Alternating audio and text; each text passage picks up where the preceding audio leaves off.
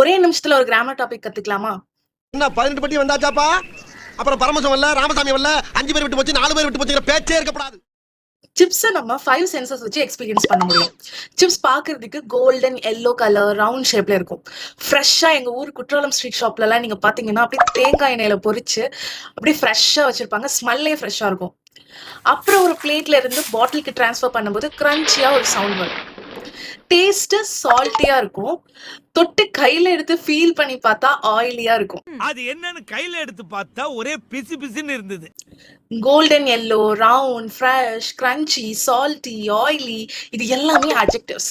Adjectives எதுக்கு use பண்றோம்னா வர்ணிக்கிறதுக்கு use பண்றோம். உங்களோட 5 சென்சஸ் வச்சு நீங்க ஃபீல் பண்ணி சொல்ற எல்லா வார்த்தையும் அட்ஜெக்டிவ்ஸ் தான்.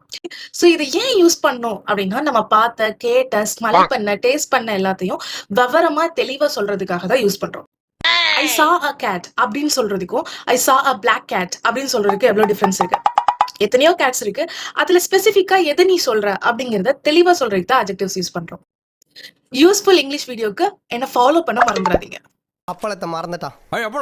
ஐயோ